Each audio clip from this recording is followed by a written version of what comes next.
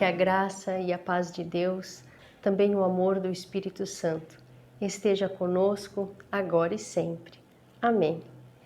Espero encontrá-las nesta quinta-feira, novamente, com saúde, com esperança e muito dispostas a estar sentadas e ouvir e refletirmos sobre aquilo que Deus também tem para nos ensinar, para nos consolar e nos motivar na caminhada da vida, pois Ele, como Senhor da vida, assim também nos ajuda passo a passo. Convido então para orarmos. Ó nosso querido e misericordioso Deus, obrigada pela vida que se levanta sobre nós. Obrigada, Senhor, porque conseguimos respirar, nos levantar, abrir as nossas janelas e perceber que Tu estás conosco, em nosso meio, seja olhando para o nosso jardim, seja olhando para a rua movimentada onde as pessoas caminham. Nós te agradecemos pelo dom da vida e te pedimos, Senhor, continue fortalecendo a nossa vida com fé, com esperança, com muito amor, mas também com muita coragem para enfrentar aquilo que temos nesta vida. Nós também lembramos de forma muito especial hoje das pessoas que se encontram doentes, principalmente aquelas que não sentem motivação para viver. De forma especial, Senhor, colocamos em Tuas mãos todas as pessoas que sofrem com a depressão, com a ansiedade, com a falta de sentido para as suas vidas. Te pedimos por elas, mas também que esse encontro, estas reflexões que iremos fazer, nos ajudem também na caminhada da vida, no sentido de valorizar, de consolar e de apoiar. Assim te pedimos e te agradecemos, Senhor, em nome de Jesus Cristo. Amém. Então, hoje eu lembrei daí de um texto, eu pensei assim, poxa, na Bíblia não fala em nenhum momento sobre depressão, né? Não como nós entendemos hoje, mas tem um texto bíblico onde Jesus nos mostra uma forma de caminhar muito interessante. E eu logo identifiquei esse texto como algo muito precioso para nós com essa temática. Em primeiro lugar, eu quero compartilhar desse texto bíblico, então, para nós. Vocês vão lembrar dele. É no caminho de Emaús. E eu compartilho alguns trechos deste texto. Nós encontramos esse texto em Lucas 24, do 13 ao 35. Naquele mesmo dia, 2 dos seguidores de Jesus estavam indo para o povoado chamado Emaús. Ele fica a mais ou menos 10 quilômetros de Jerusalém. E eles estavam conversando a respeito de tudo aquilo que havia acontecido.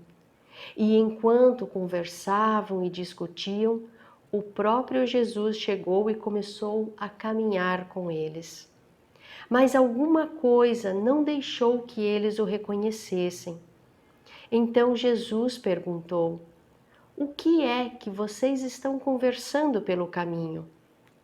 Eles pararam com um jeito muito triste, e um deles, chamado Cleopas, disse: "Será que você é o único morador aqui de Jerusalém que não sabe o que aconteceu nestes últimos dias?" "O que foi?" perguntou Jesus. Eles responderam: "O que aconteceu com Jesus de Nazaré? Este homem era profeta, e para Deus e para todo o povo, ele era poderoso em atos e em palavras. Os chefes e os sacerdotes dos nossos líderes o entregaram para ser condenado à morte e o crucificaram. E a nossa esperança era que fosse ele quem iria libertar o povo de Israel. Porém, já faz 3 dias que isso aconteceu.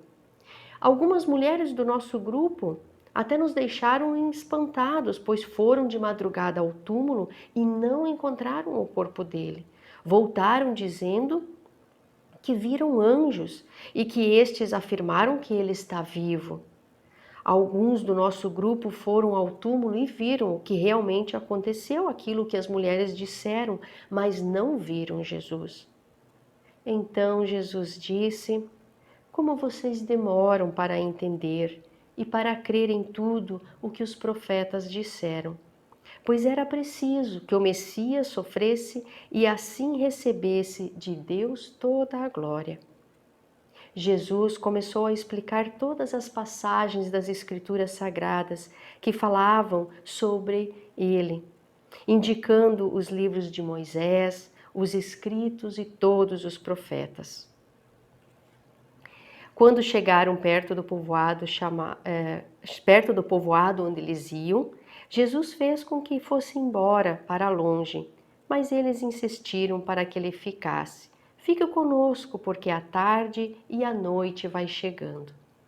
Então Jesus sentou-se à mesa com eles, pegou o pão, deu graças, partiu o pão e deu a eles. Aí, neste momento, os olhos deles foram abertos e eles reconheceram Jesus. Mas ele desapareceu. E depois o texto segue dizendo que eles foram contando, então aos outros discípulos e também às pessoas, os amigos, que eles conheciam que Jesus realmente havia ressuscitado. Mas neste texto aqui, logo depois de algumas coisas que eu queria colocar para nós como mulheres aqui nos nossos grupos,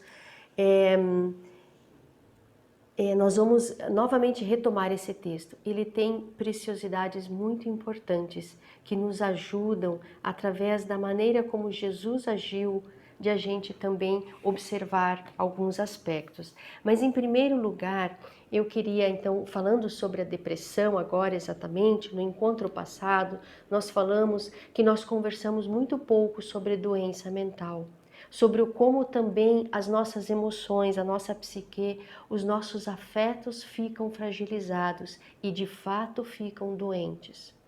Assim como qualquer coisa que sinaliza no nosso corpo, a gente já corre para o médico, a gente faz uma consulta, a gente confia também nesse profissional que, através da mão dele, Deus também nos ajuda e a gente identifica muitas coisas do nosso corpo e a gente trata e novamente recupera a saúde. Assim também, nós deveríamos estar tão atentos quando as nossas emoções não estão legal.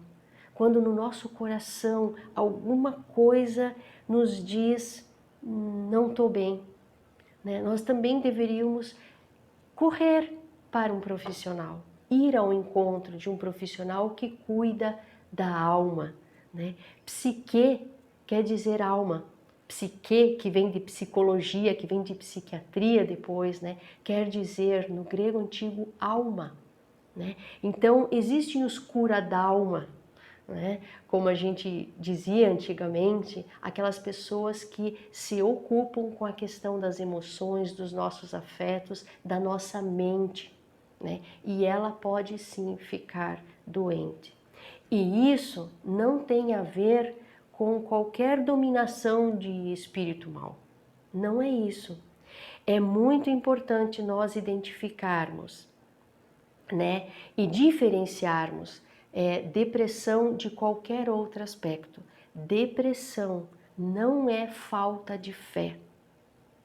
Estar muito triste, não conseguir se animar, não é falta de fé. Não é porque eu não acredito mais em Deus, porque a minha fé está enfraquecida. Não é isso. Depressão também não é falta de vontade. Quando você já está deprimido, você não consegue sentir esta motivação para ir adiante. A depressão justamente é aquela doença que afeta isso. Ela distorce a tua vontade de fazer as coisas. Ela distorce a noção que você tem de alegria, de vontade de viver. É aí que ela atinge, por isso que ela é séria e perigosa. né? Porque um dos últimos estágios dela é realmente você buscar a morte, às vezes, como saída, né? A esta lama que tu se encontra e não consegue sentir mais vontade de viver. Por isso que ela é séria. Então, muito importante, não é falta de fé e não é falta de vontade, como ela é confundida muitas vezes.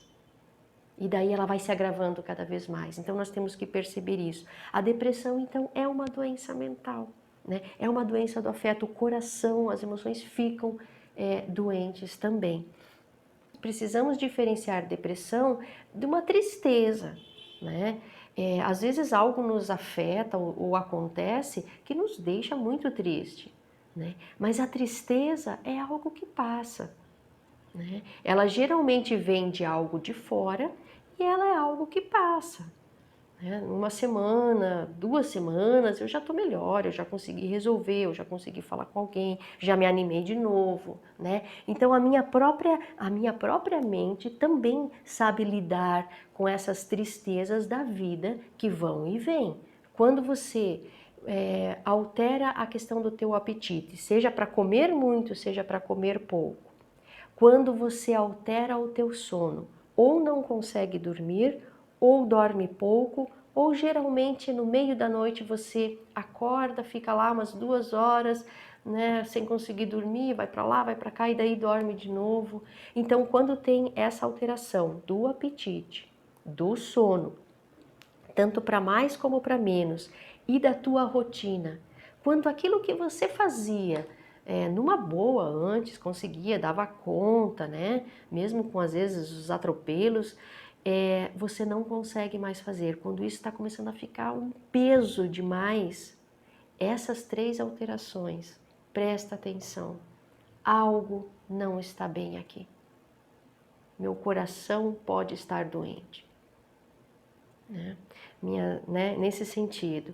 Então, e a depressão, ela geralmente, ela vem com uma queixa, né, de que eu estou muito cansado. Sabe quando você está sempre cansado e não necessariamente você fez alguma coisa que cansou fisicamente, mas você está com peso, você está cansado. Quando vem só pensamento negativo, não consigo mais, acho que não vai dar certo, não, nem adianta falar com aquela pessoa, não quero mais. Sabe, esse pensamento negativista constante, ele é constante, você acorda com ele, você dorme com ele, você não consegue melhorar no mês, você não consegue melhorar no ano, aí já não tá bem, né? Falta de motivação para tudo, não quer mais sair, geralmente se isola, não quer falar com muita gente, muitas pessoas, né? Isso pode gerar uma certa ansiedade, às vezes a depressão vem com a ansiedade também, com aquela angústia, começa a doer aqui, né? A gente sente bem aqui, a gente sente no peito, é uma angústia, um sufocamento. Ou às vezes a gente está chorando por qualquer motivo, está muito triste, ou às vezes a tristeza vem sem choro, vem sem lágrima. Você até queria chorar para soltar o que tem aqui e você não consegue, mas você está muito triste. Ela pode vir assim também. E nem sempre daí existe um motivo externo. Muitas vezes um luto muito pesado, muito difícil, que a gente não consegue elaborar, a perda de algo ou de alguém muito importante na nossa vida, pode vir a desencadear uma depressão. Um estado depressivo diante de um luto é até, entre aspas, normal, porque ele é um primeiro estágio, a gente se entristece muito profundamente, mas quando a gente não consegue mais sair dali, pode ser que a depressão se instalou. Mas muitas vezes nem há motivo externo para nós nos deprimirmos, né? Ou para ficar triste. Muitas vezes quem já está deprimido, todos esses sintomas, esses estados emocionais que eu citei aqui, às vezes a gente não sabe de onde vem. Eu não sei, não aconteceu nada, por que eu tô assim? Não sei. Então, a depressão pode ter motivos intrínsecos daqui de dentro do nosso viver, ou até genéticos. né? De repente, meu pai, minha mãe já teve depressão, meu avô, meus tios, né? Tem casos na família, ele também é genético. Mas ele pode vir simplesmente de coisas da minha vida que eu não consegui resolver direito e de repente, pum, eu deprimo, né? De repente essa depressão, esse meu emocional tá tão machucado, tá sangrando, eu preciso buscar um médico. É uma ferida emocional. Assim como no nosso corpo, às vezes, quando a gente está com uma ferida, que a gente vê que o corte foi muito profundo, a gente busca urgentemente um laboratório. Às vezes é isso. Nós estamos tão machucados por dentro, nosso coração está tão machucado que está sangrando. Nós precisamos ir lá, cuidar e tratar, né? Precisamos de um médico psiquiatra que vai nos ajudar e também de uma psicóloga que é uma terapeuta, né? De fazer terapias para ir sarando, para ir nos ensinando como caminhar de novo sem sangrar. É muito bom fazer terapia, tá? E daí eu quero esse texto. Por que esse texto para mim é tão importante? Vamos agora ver no texto bíblico, né? Imagina, os discípulos, esses dois principalmente que estavam aqui andando, eles receberam a notícia de que Jesus tinha morrido, né? Sido crucificado, morreu, eles viram.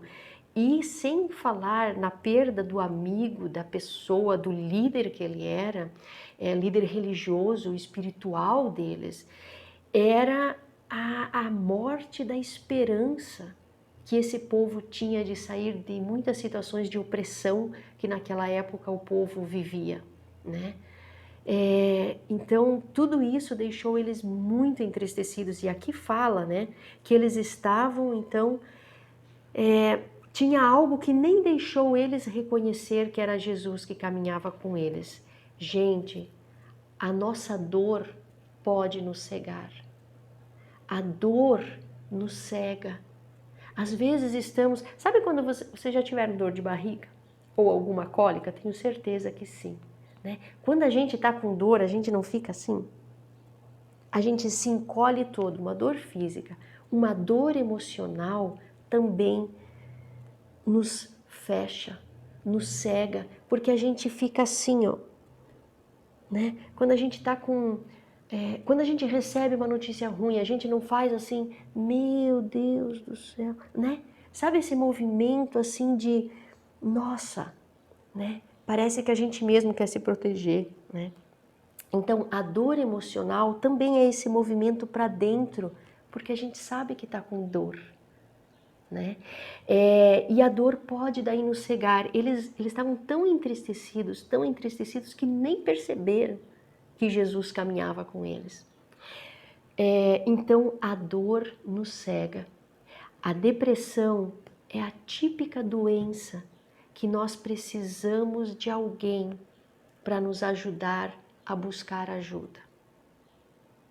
A depressão é aquela doença que paralisa e cega e eu não consigo andar. Então a pior coisa que você pode dizer para um depressivo é: vamos lá, te anima, levanta daí, vamos caminhar. Gente, ele não consegue fazer isso. E não porque as pernas não ajudam, porque a emoção não permite ele fazer isso. Veja bem a sensibilidade de Jesus. Jesus percebeu que eles estavam assim e caminhou com eles. E perguntou: o que aconteceu? Claro que ele sabia, né? O que aconteceu?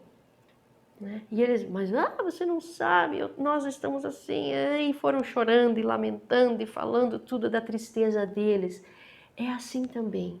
Muitas vezes com as pessoas depressivas, nós temos simplesmente que se colocar ao lado e ouvir.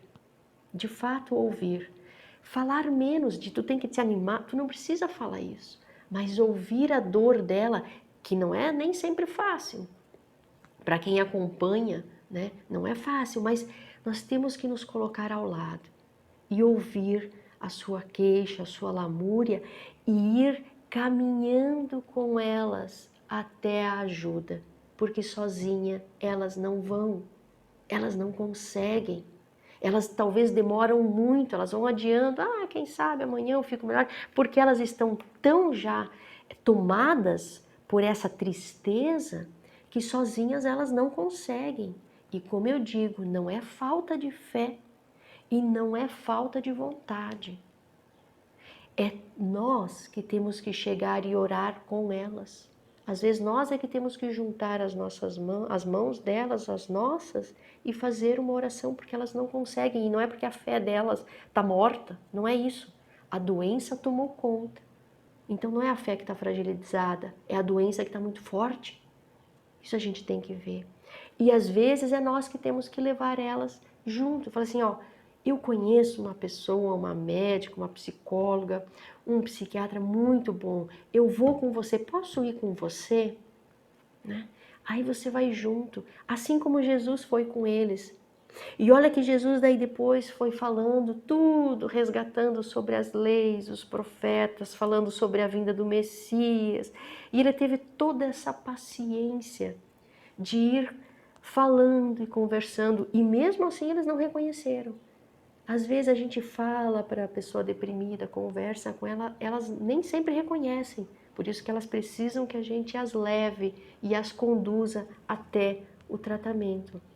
Porque elas sozinhas, elas não vão, elas não conseguem. E eu achei interessante esse texto no Caminho de Emaús, porque ele é revelador para nós nesse sentido. Né? A sensibilidade e a sabedoria que Jesus tinha de caminhar passo a passo com esses homens, né? E a paciência de ir resgatando, de conversando e consolando eles. É como se Jesus tivesse caminhado e segurado os corações deles até o momento de eles então sentarem, partirem o pão, e daí os olhos deles se abriram. Muitas vezes precisa de mais coisas para que os nossos olhos, para que a gente consiga se levantar de novo, né? E Jesus permitiu isso. Jesus permitiu sentar de novo com eles, né? Nesse gesto onde daí eles lembraram de fato, né, de situações. É como se aqui, né, quando Jesus parte o pão com eles e dá para eles, é como se eles tivessem um insight, né? Aquela revelação que muitas vezes nós temos quando a gente se permite fazer um tratamento, né? Puxa, é isso que está me deixando sempre tão desanimada, tão cansada, é isso que está me deixando deprimida. Às vezes não é também uma única situação, mas são essas coisas, então agora eu tenho que fazer diferente. Eu tenho que às vezes fazer todo um movimento de mudar a minha rotina. Agora eu vou ter que ter coragem de olhar para mim e tudo isso que eu ia, né, levando, eu vou deixar, porque está muito pesado, né? Mas isso quem vai ajudar é depois no tratamento, né? Esses insights a gente vai tendo depois que alguém nos ajudou a conduzir até lá, assim como Jesus fez com esses dois amigos, né? Com essas duas pessoas que estavam muito entristecidas, né? Este texto, no Caminho de Emaús, é a palavra de Deus nos ajudando na caminhada da vida, em todos os momentos, principalmente naqueles onde mais precisamos, porque o nosso Deus é assim. Ele quer estar em todos os momentos, mas nos momentos de angústia, de dor, de doença, Deus quer estar fortemente conosco e está. Que assim também nós possamos ter esta certeza. Hoje, quando eu fui pegar uma florzinha lá na Nelce, né, para colocar aqui no nosso pequeno altar, se a gente pode dizer assim, ela me deu essa cuncunha e ela disse, fala para as mulheres lá lembrarem dos momentos de chimarrão. Tenho certeza que nas outras comunidades, vocês também, quando se reúnem, não pode faltar uma cuia de chimarrão, né? Ou então um cafezinho no final do encontro. É uma forma gostosa de nos alimentarmos na fé e na comunhão, mas é uma forma gostosa de nós também fortalecer os nossos laços afetivos, de cuidado, de carinho, né? Um lugar onde a gente também conversa e bate o nosso papo. Né? E assim também nos fortalecemos. Que Deus assim possa abençoar a nossa semana, possa abençoar cada uma de vocês aí e que nós possamos ter esperança, né? Sempre esperança no nosso coração. Até nos vermos, que Deus guarde vocês na palma de sua mão. Deixo com vocês um hino de bênção.